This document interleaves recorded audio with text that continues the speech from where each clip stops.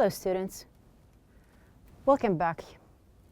We are going to start with just a very quick revision on what we had last week. We ended our unit 5, which was the title, Do You Really Need It? We had something concerning a project. Now in this project mainly, we were asked to work in pairs or groups to think about the advertisements that you see, watch, or hear every day. They can be billboards, advertisements in magazines or newspapers, TV commercials, radio advertisements, leaflets, stickers, and so on. Now we are asked to turn one of these advertisements and think about another way to advertise the same product. Now this is what we have in our project. We can also use this kind of chart just to compare between the old advertisement and the new advertisement, and I remind you that it is about the same product. So generally, we had Unit 5, which was Do You Really Need It, about advertisements.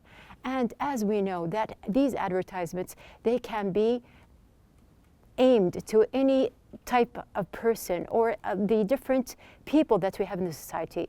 They can be for older people, they can be for young people or children, they can be for mothers, they can be for family, they can be for teenagers or younger people. So we have here, there are different types of advertisements, and of course they can be for different genders. Now we are going to move on and we are going to see our new unit, which is going to be the last unit, inshallah, that we have here. And we can see that we have here these different genders. Now you can see that there are different ways to just introduce the gender here or the type, and we are familiar with the different icons that we have here. We have Unit 6, which is the title, The Gender Divide, and in this gender, which is going to be the last gender in the unit, we have related between the types of advertisements and what can be related to the people in the society. Specifically, we are going to talk about the topic of genders. So moving on, we are going to start with the first lesson, which is Listen and Discuss. Now we do have these two symbols. We know that one is used for female and the other symbol is used for male. We have our question. In what ways do you think men and women behave differently? And we do have another question here. In what ways do you think their behavior is similar? So you can see that we have here once the verb, which is behave, and then another time we have the noun, which is behavior. Now we are talking about the similarities and the differences in behavior between male and female. So what do you think about it? We have our question here. Do you think there are more similarities or differences? So when you think about how each gender behaves, and once you have thought about the male behavior and the female behavior, what do you think? Do they have more similarities, or do you think that they have more differences? So this is a question just to put in mind. We have our objectives for the day. We're going to start with number 1, differentiate between genders. Number 2, to give personal thoughts about each gender based on character. Number 3, to infer the meaning of new vocabulary through context. And number 4, to answer questions. So we are going to start our lesson with a very short conversation here. Now you can see that we have these two females.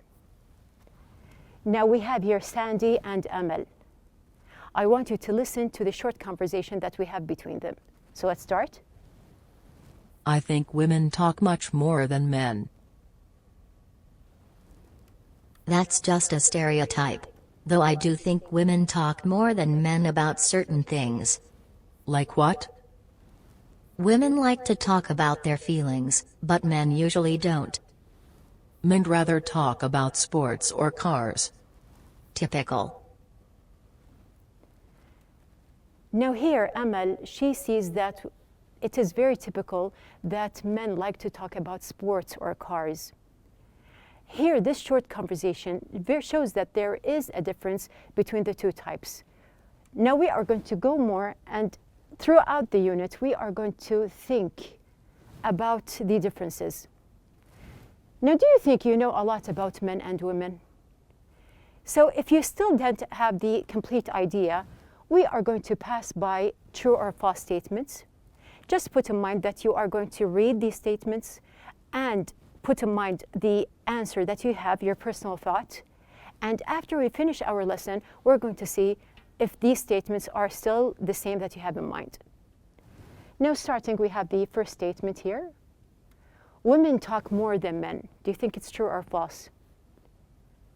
The second one, women tend to worry more than men. Men are more truthful than women. So do you think that women lie more than men? Men are more easily bored than women.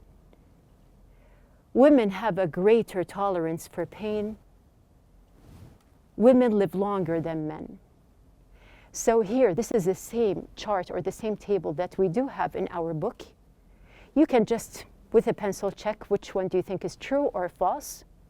And as we said, we're going to go back and revise our answers at the end. So moving on with our lesson, we have here, we're going to check afterwards.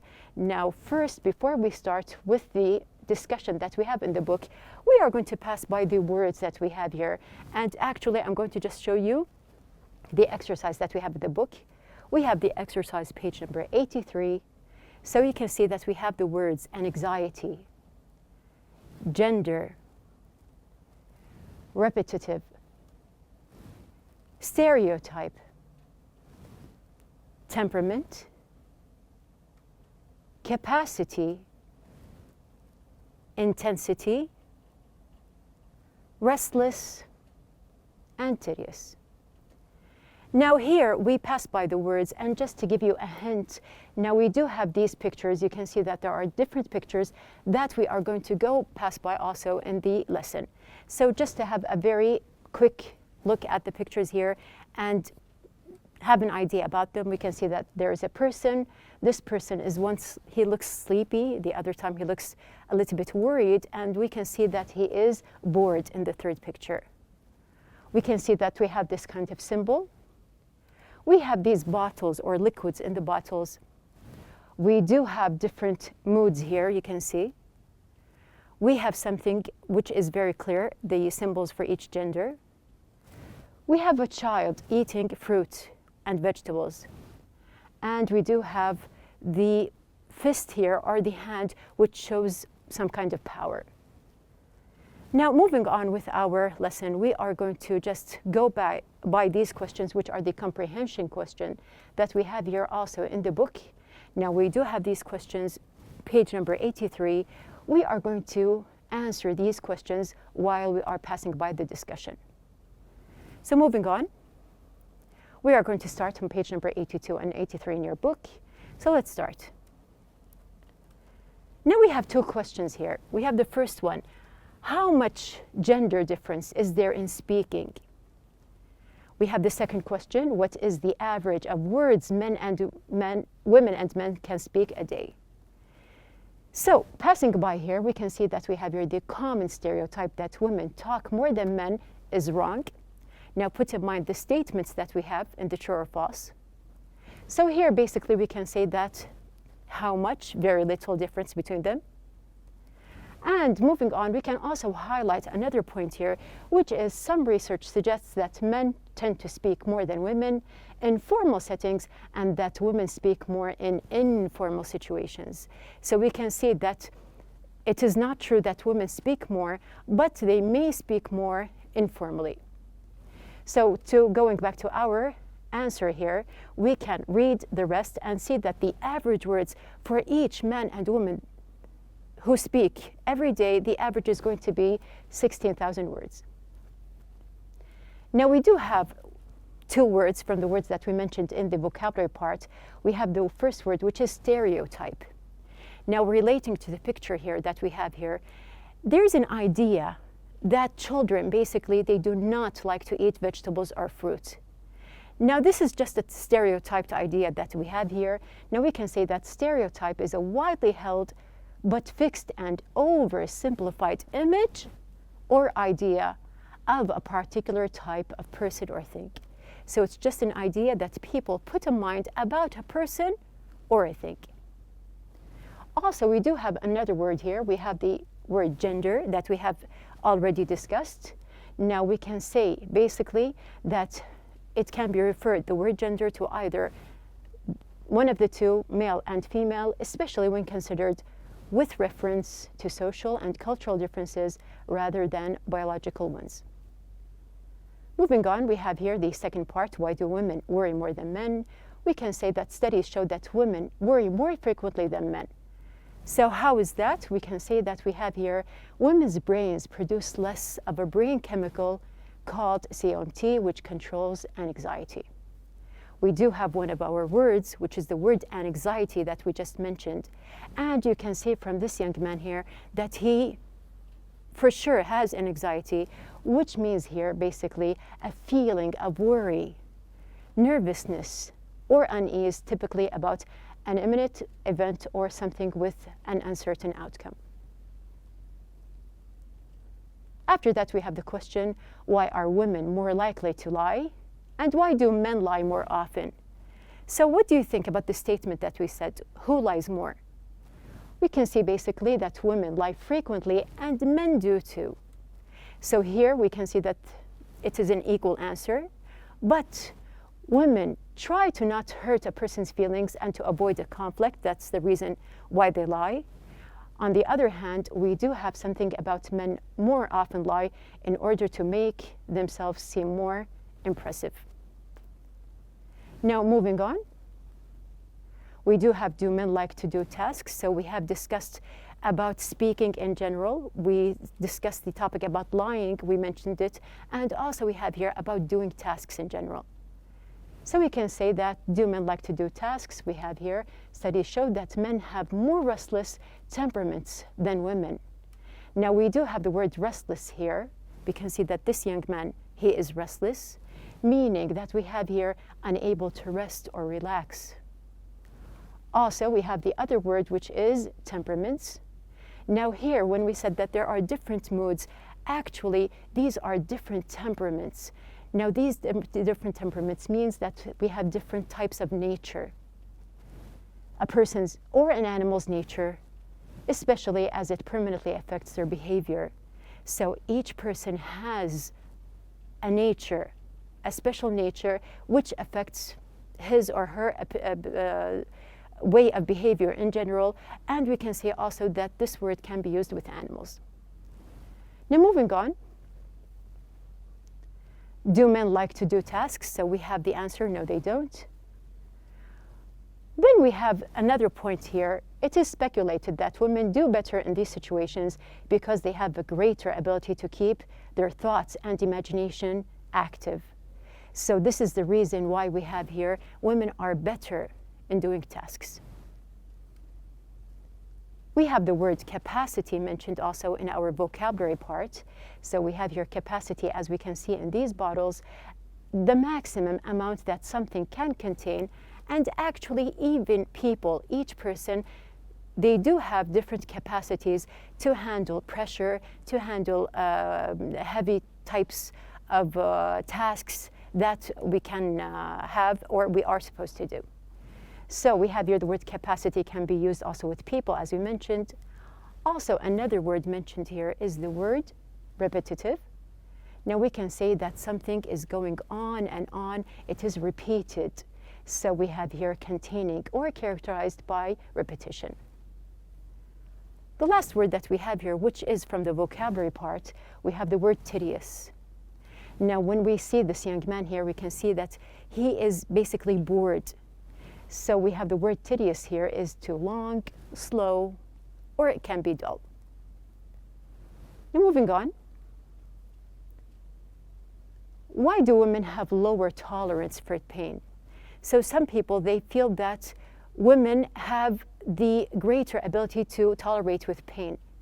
Now actually here we can see that, however, the research seems to indicate that due to their body chemistry, women actually have lower tolerance for pain. So we can say that this is due to their body chemistry. Moving on, we have our word, which is the word intensity. Now intensity here, we have the hand. And I mentioned before, what does this picture symbolize? We can say that it can show strength or power. So we have here intensity. It actually shows power or strength.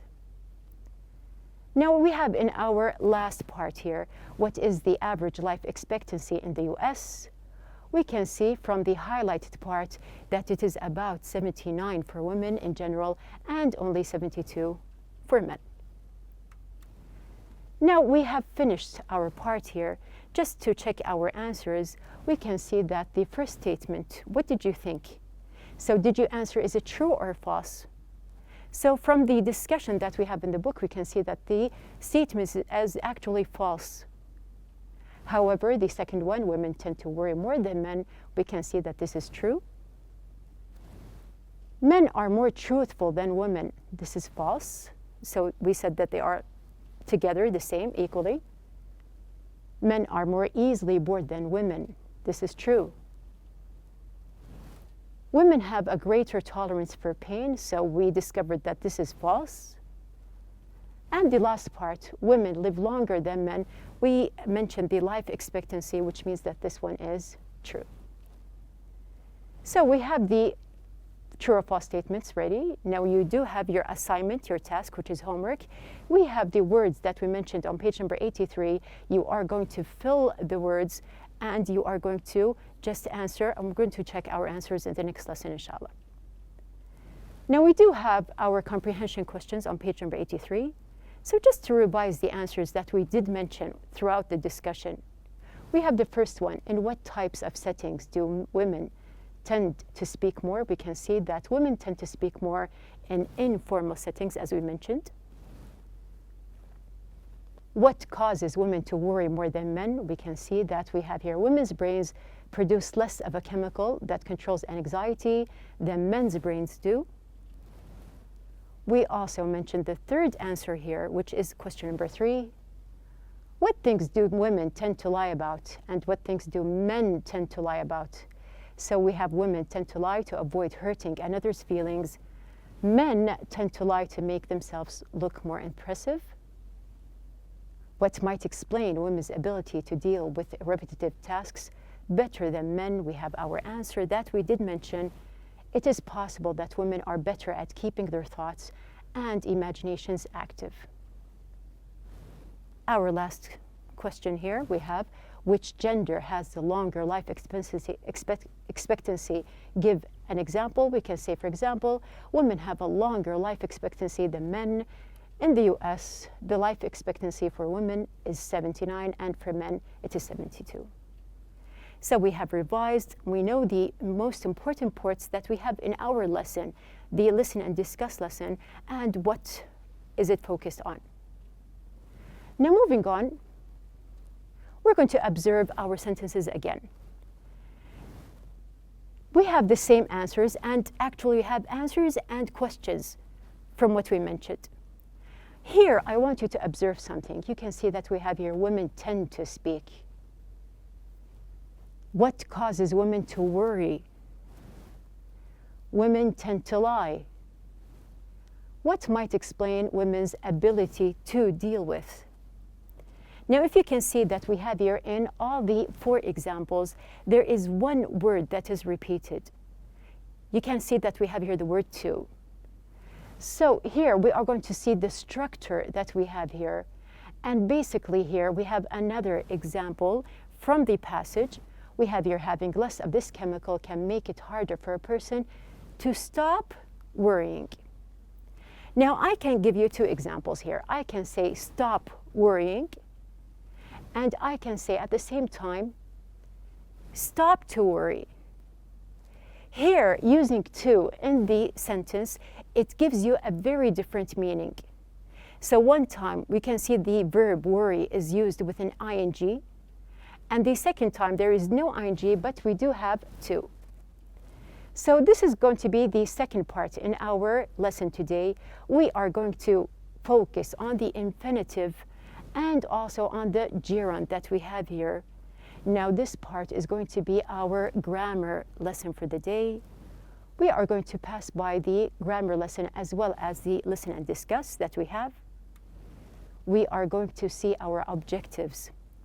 So number one, to deduct the grammar rules from sentences.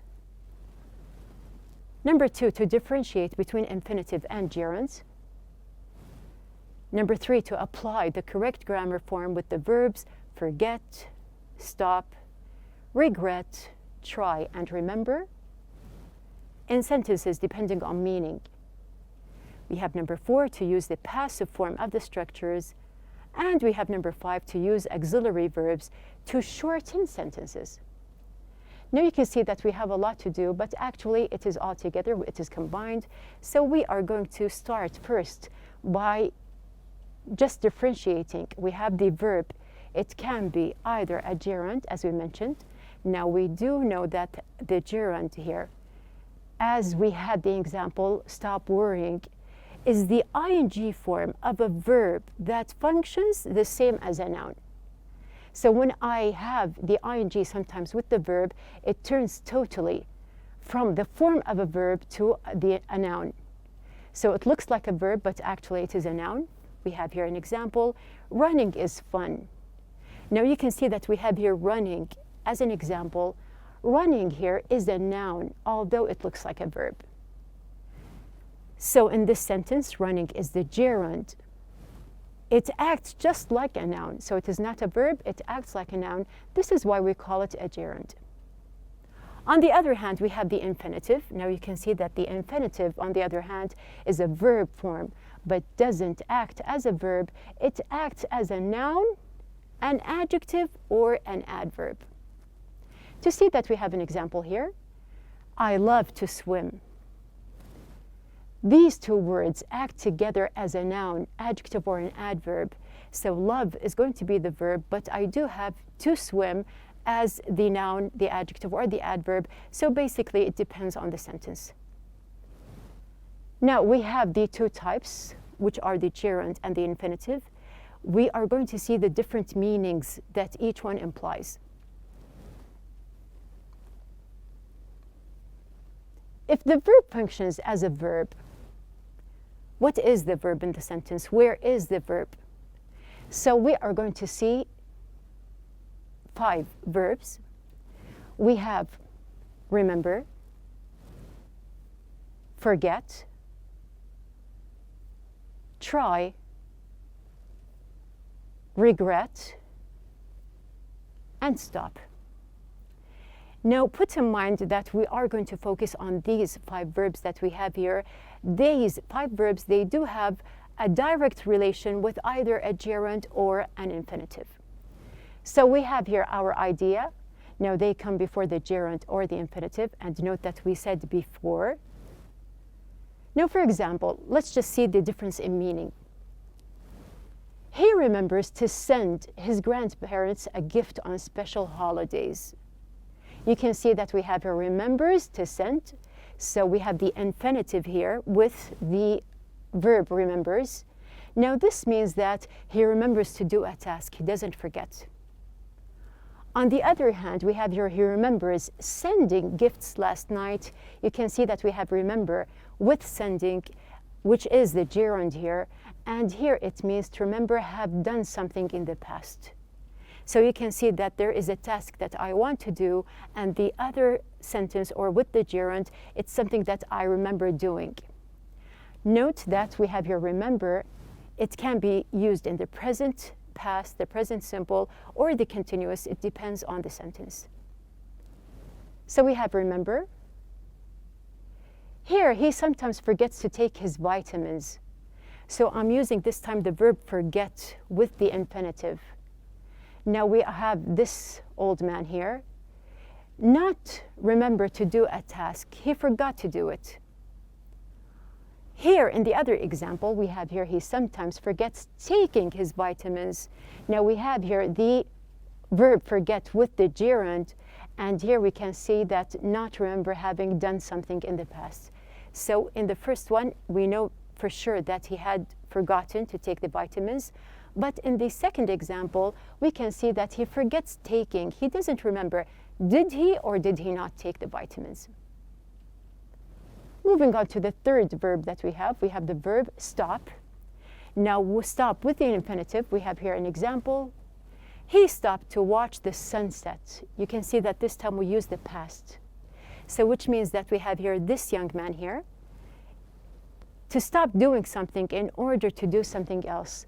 So let's just say that he was just walking and then he stopped walking or going his way to just watch the sunset.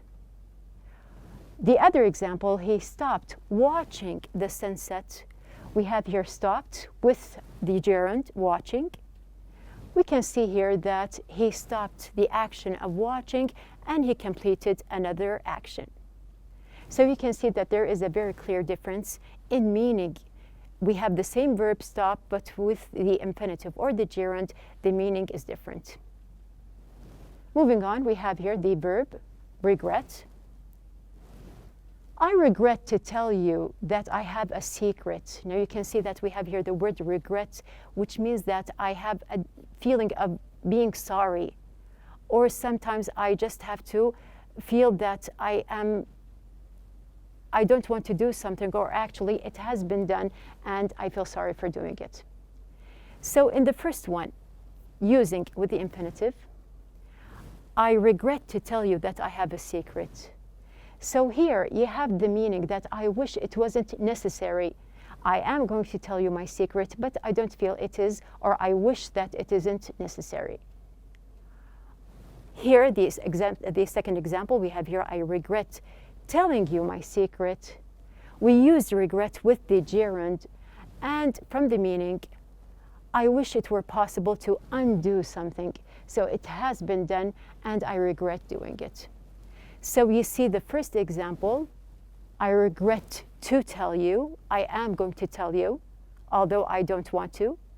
On the other hand, we have the second example, I have done my action and I regret it. So we have, this is the verb regret. We have the last verb, which is try. Now using try with the infinitive, I tried in the past to reach them, but I couldn't. Here you can see that there is an attempt to do something. So I want to contact someone. I tried to reach them, but I couldn't. I tried several ways to contact them. When I use the other example, I tried reaching them by email. Here, using try with the gerund, try a specific method to reach a goal. So I have tried the first time to try different ways, but when I use the gerund here, I am making it specific. So I tried reaching them by email. Now you can see that we have used the 5 examples here, or the 5 verbs with both the infinitive and the gerund in different examples. You do have your exercise, which is on page number 84. Page number 84, we have circled the correct form in each sentence. So I'm going to just do 3 sentences with you to just understand the exercise here. Did you remember to shut or shutting the window before it started raining? So we're talking about something that happened in the past. Did you remember to shut the window? Did you do the task? He stopped to playing football after he hurt his knee. So we have something that is continuous here. So it's not just one action that I'm going to do and then I'm going to complete or stop doing. It is something for a long period. So here we have here, he stopped playing football. Number 3, if you haven't been able to get an answer from the boss on the phone, maybe you should try to sending him an email. So like the example that we just explained, you are doing something in specific here, which means that we have here sending. Now we do have some other things to observe. We're going to observe more. Now we did mention that we have here the gerund and the infinitive. We mentioned the basic part, which is using them with 5 different verbs. Now we are going to observe here these sentences. We have here, you are more likely to be told a lie by a man for a different reason. We have another example, they dislike being asked to do such tasks. So you can see that we have here be in both examples. One time it is like the infinitive. We have here to be told. And the other example we have here, be is like the gerund. There is an ing, being asked. Now, when you see these two examples, do you know who is actually the subject or who did these things? You are more likely to be told. Do you know who told you the lie? No. And in the second example, they dislike being asked to do such tasks. Do you know who is doing the asking here or who asks? No. So we do know that we are going to use the infinitive and the gerund, but this time we are going to use it with the passive because we do not actually know who is doing the verb. So, moving on, we have here passive forms of infinitives and gerund. The passive form of an infinitive is to use to, because we are dealing with the infinitive, but specifically with the verb be and the past participle. For example, we have here, everybody wants to be respected by somebody. We have here, wants to be respected.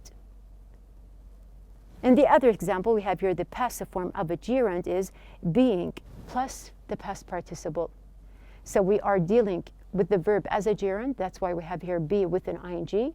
And then there is the past participle. So we have here being asked to settle an argument. Now the passive form, as we did mention, you can see that we have the object mentioned at the beginning. We have here to be, past the past participle for the infinitive. We have being, ing. There is no to, of course, because there is a gerund with also the past participle and the rest of the sentence.